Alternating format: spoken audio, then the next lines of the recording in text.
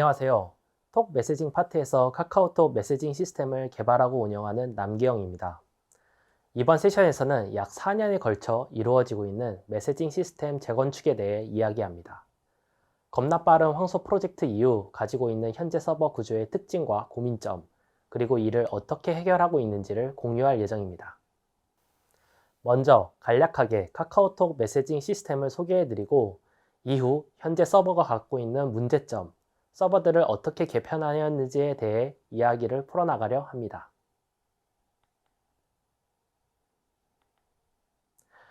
저희 톡 메시징 파트에서는 메시지와 미디어 전송, 저장 등 채팅방과 해당 방에서 이루어지는 채팅에 대한 모든 부분을 관리하고 있습니다. 전 국민이 사용하는 서비스인 만큼 트래픽도 꽤나 많은데요. 메시징 서버에서는 일평균 초당 50만 정도의 요청이 들어오고 평균 4천만 개의 세션을 항상 유지하고 있습니다. 신년이나 지진, 월드컵과 같은 전국적인 이벤트가 있을 때에는 최대 600만이 넘는 초당 요청도 소화하고 있습니다. 이런 트래픽은 2011년 진행한 겁나 빠른 황소 프로젝트를 통해 대대적인 시스템 개선이 이루어진 이후로부터 받을 수 있게 되었습니다. 기존 루비로 이루어졌던 메시징 시스템을 C++과 자바로 바꾸고 당시 모바일 환경에서 빠르게 통신하기 힘들었던 HTTP 대신 패킷 사이즈를 경량화하고 빠르게 통신할 수 있는 자체 프로토콜을 개발하여 사용을 하고 있습니다.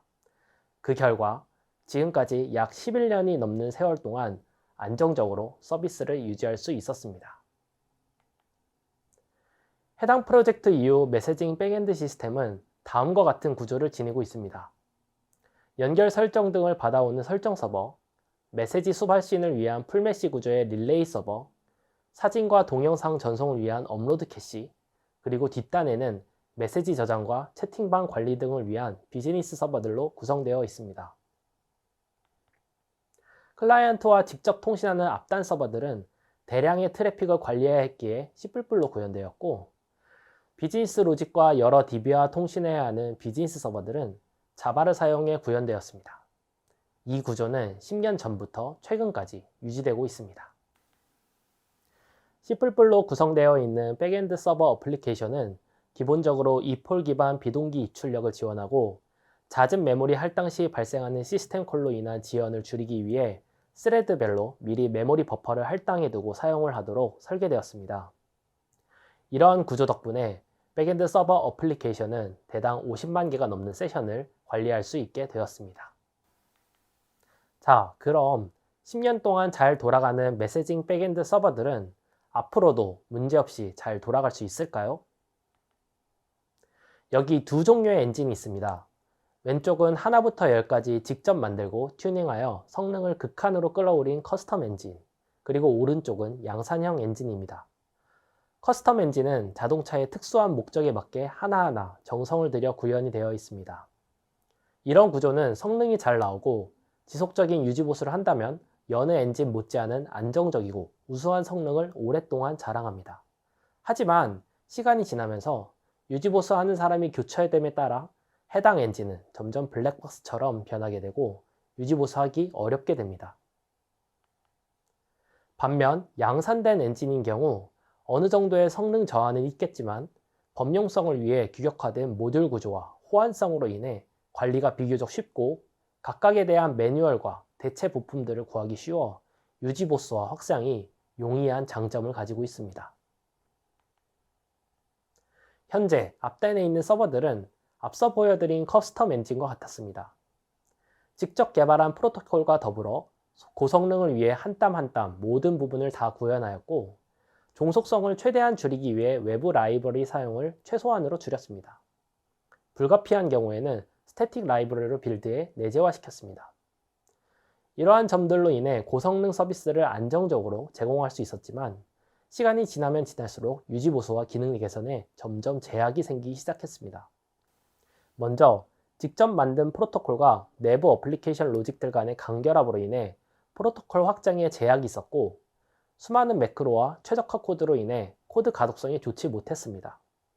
라이브러리 내재화로 인한 제약적인 외부 라이브러리 사용으로 인해 확장성도 제약이 되었습니다. 미리 할당된 메모리 버퍼 풀을 사용하는 방식으로 성능은 좋아졌지만 역으로 해당 버퍼 크기로 인해 메모리 사용 효율이 줄어드는 문제도 있었습니다. 무엇보다 11년이 지난 지금 안정적으로 동작은 하지만 그만큼 메모리 관련 버그가 생길 때마다 원인 파악이 점점 더 어려워지고 이로 인해 문제 해결 시간이 늘어나고 있는 점도 부담으로 작용했습니다. 코드 외적인 부분도 유지 보수에 어려운 점들이 많았습니다. 단위 테스트로는 구글 테스트를 쓰고 있었지만 그 수가 코드 규모 대비 매우 적은 상황이었고 통합 테스트는 많은 시나리오를 커버하고는 있었지만 파이썬 스크립팅을 통해 원격으로 테스트하고 개인이 테스트하기 위한 스테이지 구정 난이도가 있어 작동에 어려움이 많았습니다.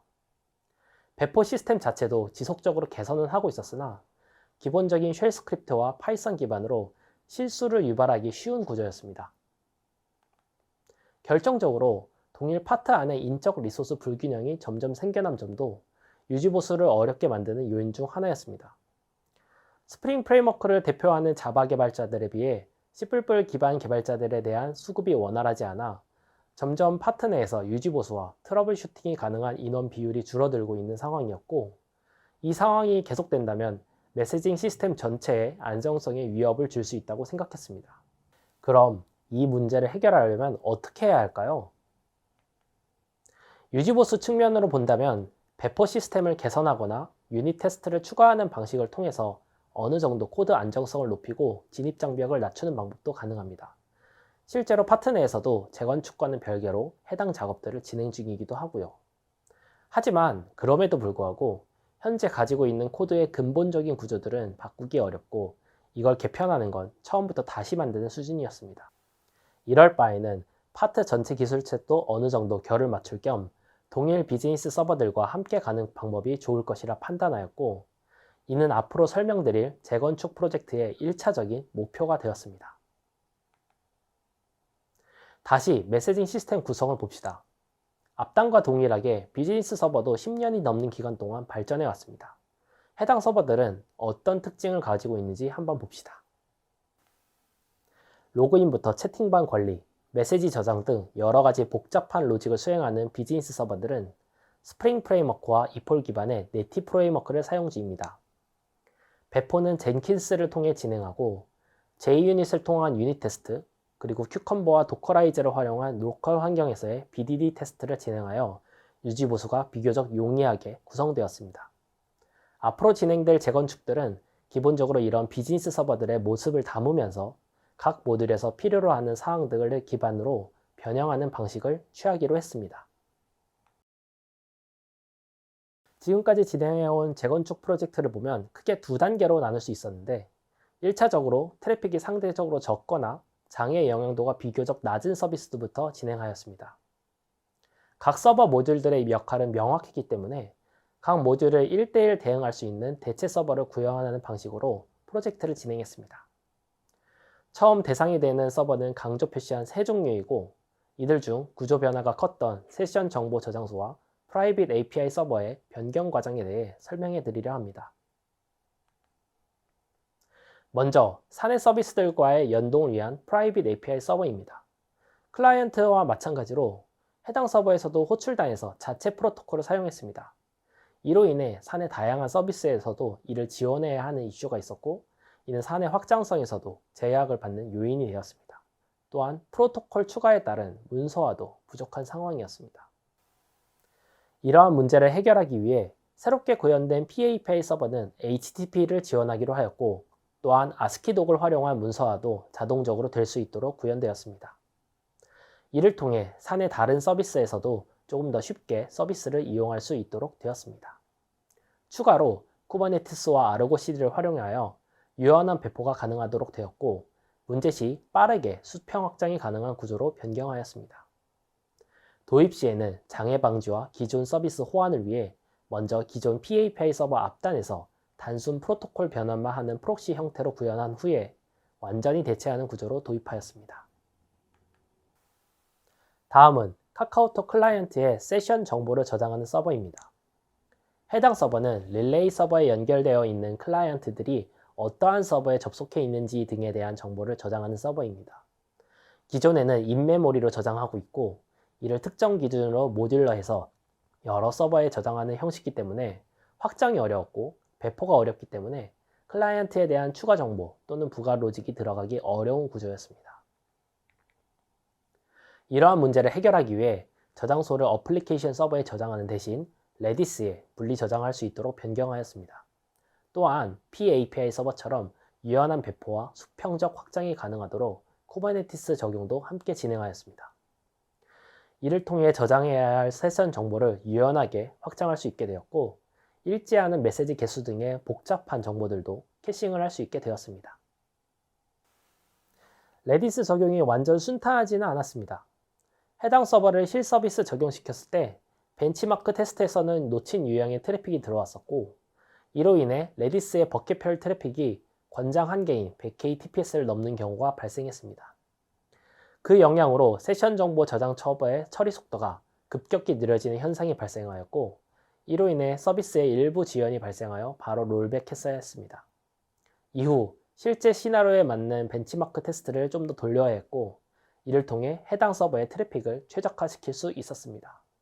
또한 어플리케이션 자체에도 무의미하게 커넥션을 많이 물고 있던 제디스 대신 레티스를 사용하도록 변경하였습니다. 이러한 변경을 통해 현재 카카오톡 메시징 서비스 중 설정, 세션 정보, PAPI 서버들에 대해서는 JVM 기반의 새로운 서버로 변경이 완료되었고 안정적으로 서비스 중입니다. 자, 이제 비교적 트래픽이 적었던 또는 장애에 덜 민감했던 서비스들을 변경한 후에는 어떤 단계가 기다리고 있을까요? 바로 메시지 릴레이와 클라이언트들을 관리하는 서버군이 있습니다. 해당 서버들은 풀메시로 구성되어 있고 대당 약 50만 개의 세션을 관리하며 최대 100K 정도의 트래픽을 처리하는 고성능 어플리케이션입니다. 또한 원활한 릴레이 위해 최대한 빠른 처리 시간을 가져야 했습니다. 해당 서버를 JVM 기반 언어로 포팅하기 위해선 기존 서버들 대비 좀 더 조심스러웠던 점들이 있습니다. 먼저 JVM 기반 언어 적용 시 빠르고 안정적인 메시지 처리에 큰 걸림돌이 되었던 것은 바로 가비지 컬렉션 시 발생하는 스탑 더 월드 현상입니다. 가능하면 GC로 인한 지연이 적어야 했기 때문에 보통 사용하던 G1 GC 대신 GGC를 사용하기로 결정했습니다. 또한 기존 프로젝트에서 모델과 테스트에서만 제한적으로 사용하였던 코틀린을 전면적으로 사용하기로 했는데요. 이로 인해 기존 프로젝트 대비 간결하고 가독성 높은 코드를 가지고 빠르게 개발할 수 있게 되었습니다. 또한 기존 프로젝트에서 모델과 테스트에서만 제한적으로 사용하였던 코틀린을 전면적으로 사용하기로 했는데요.